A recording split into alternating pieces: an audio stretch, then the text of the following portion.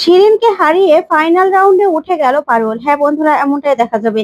তাই সম্পূর্ণ জানতে ভিডিওটিতে লাইক দিয়ে চ্যানেলটি সাবস্ক্রাইব করে দেখতে থাকুন। গল্পের শুরুতে দেখা যাবে প্রতিযোগিতায় শেষ প্রতিযোগী হিসেবে শিরিনকে বেছে নেওয়া হয়। তখনই শিরিনের নাম বললেই শিরিন খুব খুশি হয়ে যায় আর স্টেজে গিয়ে দাঁড়ায়। তখনই পারুলকে গিয়ে শিরিন বলে, কি ভেবেছিস পারুল, তুই আজকে আজকে কোনো মতে বাজিমাত করেছিস বলে তুই জিতে যাবি? কিছুতেই না, তুই তো জিততে পারবি না, তোকে আমি জিততেও দেবো না। তখন পারুল বলে, কি ভেবেছিস তুই আমিও তোদেরকে ছেড়ে দেব? কোনোদিনও ছেড়ে দেব না। আজকে যেভাবে এই প্রতিযোগিতাতে আমি টিকে রয়েছি না, ঠিক ওরকম ভাবে আমি জিতে যাব, দেখবি। তুই কি ভেবেছিস প্রথমবার তোকে আমি ক্ষমা করে দিয়েছিলাম, কিন্তু আজকে তুই যেটা করেছিস সেটার জন্য তোকে আমি কোনোদিনও ক্ষমা করব না। এবার শুধু দেখবি আমি কি করব। তখনই রায়ান পারুলকে বলে, বাবা ভালোই তো দেখছি ঠেট দিচ্ছিস, কেন, কিসের জন্য এরকম করছিস? তখন পারুল বলে, শোন, ঠেট দিচ্ছি না, যেটা বলছি সেটা একদম ঠিক কথা বলছি। তোদের সঙ্গে যেভাবে আমি টিকে আছি না, ঠিক এরকম ভাবেই আমি জিতে যাব প্রতিযোগিতায়, তুই দেখিস। তখন এই কথা শুনে রায়ান আর শিরিন দুজনেই চমকে যায়। তারপরে দেখা যাবে পারুলরা সবাই মিলে বাড়িতে যায়। তখন দাদু দাদু পারুল আর রায়ানকে বলে, তোমরা আজকে দুজনেই বসু পরিবারের মাথা উঁচু করেছো। তোমরা দুজন আজকে যা করেছো তার জন্য তোমাদের দুজনেরই গিফট পাওনা আছে, বুঝতে পেরেছো? তখন পারুল বলে, না দাদু, প্রতিভা তো আপনার বাড়ির ভিতরে অনেক আগে থেকেই ছিল। কারণ আমি আর রায়ান দুজনেই কোনো কিছুই করতে পারতাম না যদি পিসিমণি আমাদেরকে গাইড না করতো। তাই এই সব কিছু পিসিমণির কৃতিত্ব। তখনই পিসিমণি খুশি হয়ে যায়। তারপরে দেখা যাবে পারুল দাদুকে বলে, আচ্ছা দাদু, আমাদের যেমন আপনি প্রশংসা করছেন আর আমাদের জন্য যেমন গিফট রেখেছেন, তেমন তো পিসিমণির জন্য গিফট থাকা দরকার। তখনই দেখা যাবে ছোট কাকিমণি মনে মনে বলে, যা, দিল দিলে এবার বাবার মেজাজটা বিগড়ে। তারপরে ঠাম্মি বলে, হ্যাঁ গো, খুকুর জন্য তুমি কিছু দেবে না, গিফট উপহার দেবে না? তখন দাদু বলে, হ্যাঁ, খুকুর জন্য একটা গিফট তোলা রইলো। তখন এই কথা শুনে পিসিমণি খুব খুশি হয়ে যায়।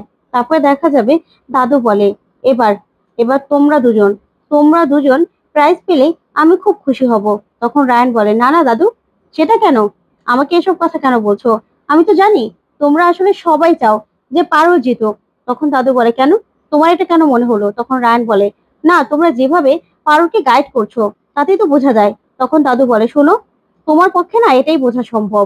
আসলে তুমি হও আর পারুল হোক, যেই হোক না কেন, আমি চাই কেউ চুরি করে যেন না জিততে পারে। আমি চাই যে আসল যোগ্য সেই এই প্রতিযোগিতাতে জিতুক, সেটা তুমি হও বা পারুল হও, বুঝতে পেরেছো? সেটা আমাদের বসু পরিবারে জিতে হবে। তখন এই কথা শুনে রায়ান আর কিছুই বলতে পারে না।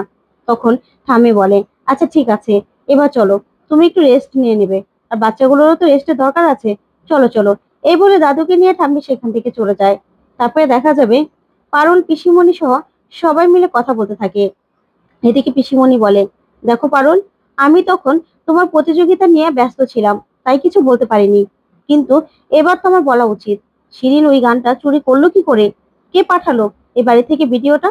তখন মৈনাক বলে, পিসিমণি, শিরিন তো বলেই দিল যে তোমার ইউটিউব চ্যানেল থেকে ওনাকে দেখেছে। তোমার না ইউটিউব চ্যানেলটা এবার হ্যাক করে দেওয়া দরকার কদিনের জন্য। তখন পিসিমণি বলে, মিথ্যে কথা, আমি তো এই গানের কোনো নাচ ওই চ্যানেলে ছাড়িয়ে, কারণ পারুলের জন্য। পারুল নতুন করে কি গানের নাচ করবে, কি থিম হবে, সেটা আমি নিজে তৈরি করেছিলাম। সেটা আমি কি করে ইউটিউব চ্যানেলে ছাড়বো বলতো? তখন পারুল বলে, কি বলছেন আপনি পিসিমণি, তার মানে এই বাড়ি থেকেই কেউ ওই শিরিনকে ভিডিওটা পাঠিয়েছে, তাই তো? তাহলে এবার তো আমাদের জানতেই হবে।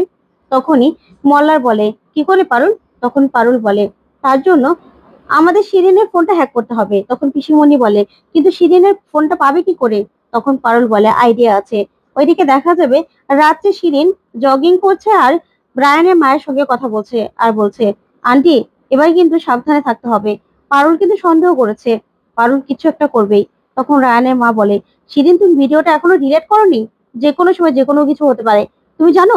তখন শিরিন বলে, না না আন্টি, আমি ডিলিট করে দেবো, আমার ফোনের পাসওয়ার্ড পাসওয়ার্ড দেওয়া আছে, কেউ জানতেও পারবে না যে তুমি আমাকে এই ভিডিওটা পাঠিয়েছিলে। আর তাছাড়া এগুলো করেই বা লাভ হলো কি বলো?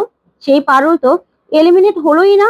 তখনই সে রায়ানের মা বলে, হ্যাঁ, এই মেয়েটাকে আমি কিছুতে জিততে দেবো না, ওকে তো হারাবোই। তখন শিরিনকে সে রায়ানের মা বলে, আচ্ছা শিরিন তুমি কোথায় আছো? তখন শিরিন বলে, আসলে আন্টি বাড়িতে ভালো লাগছিল না, তাই বাইরে এসেছি, একটু জগিংও হয়ে যাবে আর একটু কথা বলাও হয়ে যাবে, তাই তোমার সঙ্গে কথা বলছি। তখন রায়ানের মা বলে, দেখো দিনকাল ভালো নয়, তুমি না বরং বাড়িতে চলে যাও। তখনই দেখা যাবে ওইদিকে পারুলরা সবাই কালো মুখোশ পরে, কালো জামা পরে শিরিনের সামনে এসে দাঁড়ায়। তখন তো শিরিন মৈনাক আর মল্লারকে দেখে বলে, তোমরা কারা? তখন তো মৈনাক রীতিমতো ধরাই পড়ে যাচ্ছিল। তারপরে মল্লার বলে, দেখো তোমার ফোনটা দাও, তোমার সঙ্গে যা আছে সব দাও। তখন মৈনাক বলে, শুধু ফোনটা দিলেও চলবে। তখনই পারুল বলে, দেখো না বৌদি, এ তো দেখছি ধরা পড়ে যাবে। তখন তরিতা বলে, দাঁড়াও আমি যাচ্ছি। তখন তরিতা এসে শিরিনের থেকে ফোনটা টানাটানি করে। তখন পারুল বলে, এ যে কাঁধে নিয়ে এসেছি কে জানে। ওইদিকে শিরিন চিৎকার করতে থাকে, বাঁচাও বাঁচাও বলে। তখন পারুল এসে শিরিনের হাত থেকে ফোনটা নিয়ে ছিনিয়ে নেয়, আর ছিনিয়ে নিয়ে দৌড়ে চলে যায়। তখনই সবাইকে বলে, চলো তোমরা। তারপরে মৈনাকের পিছন থেকে টি শার্টটা টেনে ধরে শিরিন, আর মৈনাক সঙ্গে সঙ্গে পড়ে যায়। আর মুখটাও খুলে গেলে শিরিন বলে, মৈনাক তো তুমি? তখন মৈনাক বলে, শোনো, আমাকে দাঁড়াতে বললে তো আমি দাঁড়িয়ে যেতাম, আমার টি শার্টটা ধরার কি দরকার ছিল? তখন শিরিন বলে, তোমরা আমার ফোন নিয়ে নিলে? তখন মৈনাক বলে, হ্যাঁ, তোমার ফোনটাই দরকার ছিল। এই বলে মৈনাক সেখান থেকে বেরিয়ে পড়ে। ওইদিকে শিরিন বলে, সর্বনাশ হয়েছে, রায়ানের মাকে তো এখনই ফোন করতে হবে, আমি বাড়িতে গিয়ে ল্যান্ডলাইন থেকে আন্টিকে ফোন করব।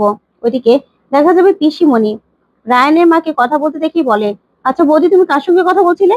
তখন রায়ানের মা কোনো মতে ব্যাপারটা কাটিয়ে নিয়ে রান্নাঘরে চলে যায় আর বলে, ইস, যেভাবে কৌশলী আমাকে চেপে ধরেছিল, মনে হচ্ছিল যেন কথাটা এখনই বের করে ফেলবে, কিন্তু আমাকে তো ধরা পড়লে চলবে না, ওই পারুলকে আমি কিছুতেই যেতে দেবো না, কিছুতেই না। তারপর দেখা যাবে পারুলটা বাড়িতে আসে। তখন পিসিমণি পারুলদের দেখে চমকে যায়, বলে, এ কি, তোমরা এই পোশাকে কোথায় গিয়েছিলে? তখনই মৈনাক বলে, ডাকাতি করতে। তখন মল্লার বলে, মৈনাক দা তুমি চুপ করবে? তারপর পিসুমণি বলে, কি হয়েছে বলো তো? তখন পারুল বলে, এই যে শিরিনের ফোন, শিরিনের ফোন নিয়ে এসেছি। তখন মৈনাক বলে, হ্যাঁ, আমরা ওর থেকে ছিনিয়ে নিয়ে এসেছি। তখন তরিতা বলে, বলো, ধরা পড়ে গিয়েছিলে? তখন মৈনাক বলে, ধরা পড়বো না। তারপরে পারুল বলে, আচ্ছা ঠিক আছে, আবার ঘরে গিয়ে বরং দেখি, কিন্তু লকটা খুলবো কি করে? তখন মল্লার বলে, আমি খুলে দিচ্ছি, এটা কোনো ব্যাপার হলো? তারপরেই শিরিনের ফোন থেকে লকটা খুলে দেয় মল্লার। ওইদিকে পারুল বলে, আমি শুধু জানতে চাই, কে এত বড় ক্ষতিটা করলো? তখনই পারুল শিরিনের ফোনটা ঘেটে দেখে যে রায়ানের মা এই ভিডিওটা পাঠিয়েছে। তখনই সবাই মিলে জিজ্ঞাসা করলেও পারুল কাউকে বলে না যে কে পাঠিয়েছে। তখন পারুল বলে, আমাকে না তোমরা কেউ জিজ্ঞাসা করো না গো, আমি বলতে পারবো না। তখনই পিসিমণি মনে মনে বলে, কি ব্যাপার, কে এমন এই কাজটা করলো যে পারুল তার নামটা বলতে পারছে না? ওইদিকে রায়ানের মাকে শিরিন ফোন করে রায়ানের ফোনে। তখন ফোন করে সবটা জানালে রায়ানের মা ভয় পেয়ে যায়, বলে, এই জন্যই তোমাকে বলেছিলাম, তুমি তো আমার কথাটা শুনলেই না। তখনই পারুল রান্নাঘরে গিয়ে দাঁড়ায়। তারপরে মোবাইলটা নিয়ে রায়ান চলে গেলে তখনই পারুল গিয়ে বলে, আচ্ছা আন্টি, আপনি আমার নাচের ভিডিও শিরিনকে পাঠিয়েছিলেন কেন? আপনার কিসের শত্রুতা আমার সঙ্গে? আমি এমন কি করেছি? তখন রায়ানের মা বলে, তুমি আমার অনেক ক্ষতি করেছো পারুল, তোমাকে আমি একদম সহ্য করতে পারি না। তখন পারুল বলে, আমি জানি আপনি আমাকে একদম সহ্য করতে পারেন না, সেই জন্য শিরিনের সঙ্গে হাত মিলিয়ে কাজ করবেন আপনি? আমি যদি এখন রায়ানকে বলে দিই, দাদুকে বলে দিই, আর আপনি যে আমাকে পছন্দ করেন না সেটার জন্য তো ওদের থেকে সাহায্য নিতে হবে। তখনই রায়ানের মা বলে, তুমি আমাকে থ্রেট করছো? আর তুমি যে এত শত্রু বানিয়েছো, তোমার যদি কোনো বিপদ হয়ে যায়? তখন পারুল বলে, সেটা না হয় আমি আমি বুঝে নেব, কিন্তু আপনার আপনার কথা জানাজানি হয়ে গেলে আপনার কি হবে বুঝতে পারছেন? তখন রায়ানের মা ভয় পেয়ে যায়। তো বন্ধুরা, কেমন লাগলো?